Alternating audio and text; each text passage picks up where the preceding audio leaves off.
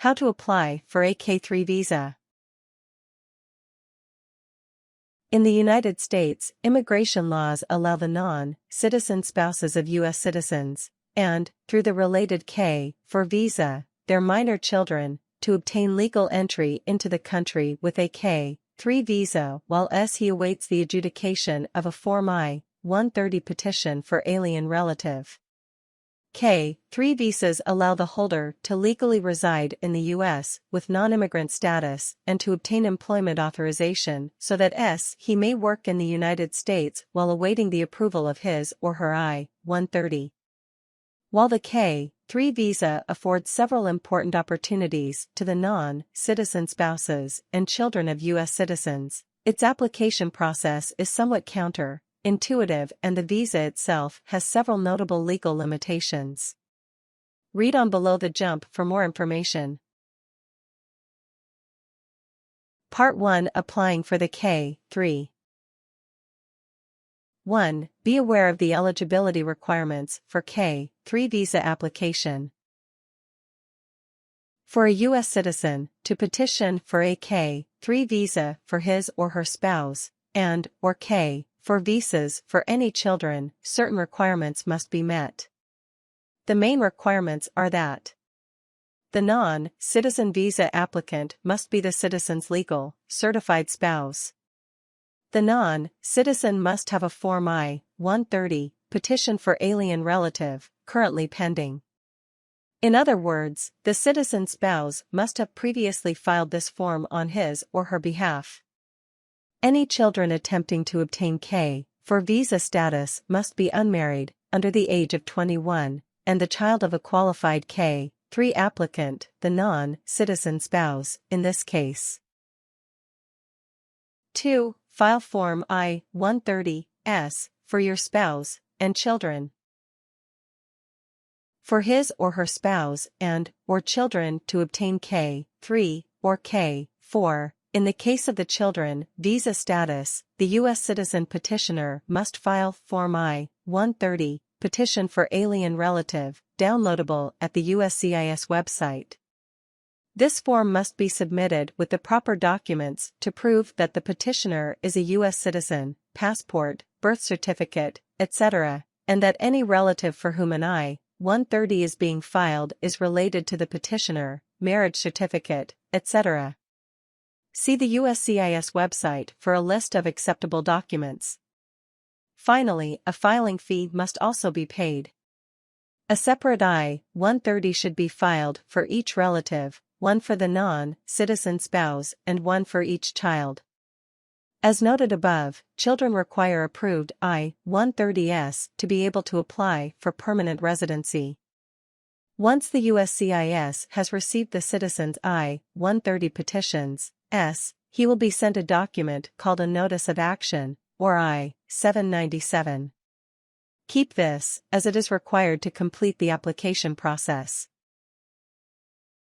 3. File Form I-129F, Petition for Alien Fiancé, E. Once the Notice of Action for the spouse's I-130 has been received, the citizen should file an additional form, the I-129F, on his or her behalf. The name of this form is misleading, though it's called the Petition for Alien Fiancé, E. It's required for actual married spouses as well. Though the citizen only needs to submit one I-129F for his or her spouse, he should be sure to list all children seeking K-4 status on this form. The I-129F requires the original I-797 Notice of Action received after the I-130 was filed. If the USCIS approves the I-129F, it will be forwarded to the State Department for consular processing. 4. Begin to apply for the K-3 visa by scheduling an interview at a U.S. consulate. Upon completion of Forms I-130 and I-129F, the foreign spouse should receive a letter from a U.S. embassy providing instructions for scheduling a required visa interview at a U.S. consulate in his or her country. If the country does not have an embassy or consulate, the interview will take place at the consulate in a nearby country that does. The foreign spouse should use the time before his or her interview to gather required documents and complete a required medical examination, see below. 5. Gather necessary documents. The visa interview requires the non-citizen spouse to bring extensive documentation to the interview to prove his or her eligibility for visa status. He should bring the following documentation to the consulate on the day of his or her interview. Completed Form DS-160, Online Nonimmigrant Visa Application. This form is available to be printed from the Department of State website. A passport that allows valid travel to the United States and with an expiration date at least 6 months beyond the intended stay in the United States. Birth certificate. Marriage certificate. Divorce or death certificates for any previous spouses. Police certificates from the non-citizen spouse's country of residence and from any country where he has lived for 6 months or more since age 16. Documentation of medical examination, see below. Evidence of financial support, in other words, proof that the non-citizen won't become a burden of the state because he is self-sufficient or has a spouse who can provide support. This can be in the form of I-134, Affidavit of Support. 2 by 2 photographs. See the State Department's photo guidelines for more information. Evidence of relationship with the U.S. spouse. Payment of fees. 6. Undergo a proper medical examination. Before applying for a visa at the consulate, every applicant must receive an official medical examination from an authorized physician. The consulate or embassy that the non-citizen spouse is applying at should provide him or her with instructions for locating appropriate physicians nearby. See the State Department website for more information. The medical examination includes a review of the patient's medical history, a physical examination, a chest X-ray, and various blood tests.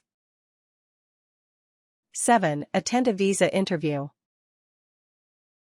The visa interview is a vital part of the application process and takes place at a U.S. consulate in the foreign spouse's country, or, as noted in the exception above, in a nearby country. To account for unexpected delays, the visa applicant should try to arrive at the consulate an hour before his or her interview appointment. He should have all necessary documentation when he arrives at the consulate. He should answer the interview questions as directly and honestly as possible. 8. Receive the K-3 visa and document packet. If the applicant's visa petition is approved, the consular officer will give his or her passport, now containing a K-3 visa, back, along with a sealed packet containing the documents he provided, plus additional document from the consulate or embassy. This packet should not be opened. The K-3 visa holder should keep both of these things on his or her person when he enters the United States. Only an authorized Department of Homeland Security (DHS) official should open the packet upon arrival in the U.S. The spouse who holds the K-3 visa must enter the country before or at the same time as in K-4 status children. The children cannot enter the country first. The length of time following the visa interview that the K-3 visa is issued can vary. Reasons for delays can include incomplete or incorrect information on a required form and additional administrative processing. Part 2: Understanding the K-3 visa. 1. Be aware of the benefits and limitations of the K-3 visa. The K-3 visa is highly desirable for the non-citizen families of U.S. citizens because it allows them to legally reside together in the United States. However, it's very important to understand the limitations of the K-3 visa before beginning the lengthy application process so as not to be caught off guard by obstacles that may occur. See below. The primary benefits of the K-3 visa are twofold. It allows the authorized spouse to be admitted to the United States. Once admitted, K-3 non-immigrants may apply to adjust their status to permanent residency at any time. It allows the holder to obtain employment authorization. They can obtain the proper documentation to work legally by filing Form I-765, Application for Employment Authorization. Additionally, K-4 visa holders, the minor children of the K-3 holder, can apply for permanent residency after a Form I-130 has been filed on their behalf by the citizen petitioner. Important limitations to be aware of are as follows. K-3 and K-4 visa holders are admitted into the United States in 2-year increments. If, after 2 years, the holder's I-130 has not yet been processed, holders may apply for additional time in 2-year immigrants until the I-130 is processed. When the K-3 holder's I-130 is processed, an immigrant visa immediately becomes available to him or her and he becomes ineligible for K-3 status. At this point, the K-3 holder must immigrate as a lawful permanent resident. Note that any K-4 holding children must have approved I-130s to be able to immigrate as a permanent resident. Because of this requirement, the U.S. citizen petitioner should file a separate I-130 for each K-4 child concurrent with the K-3's I-130 so that the children will be able to immigrate legally when the K-3's I-130 is processed. 2. Be aware of the conditions that cause K-3 visas to expire. K-3 visas are subject to certain rules that can cause them to become invalid. When this happens, the visa expires 30 days after the qualifying conditions are met. These conditions include the United States Citizenship and Immigration Service, USCIS, denying or revoking a Form I-130 petition. The USCIS denying or revoking an I-485 permanent residency petition. The Department of State denying the immigrant visa application filed by the K-3 holder. The termination of the marriage through divorce or annulment.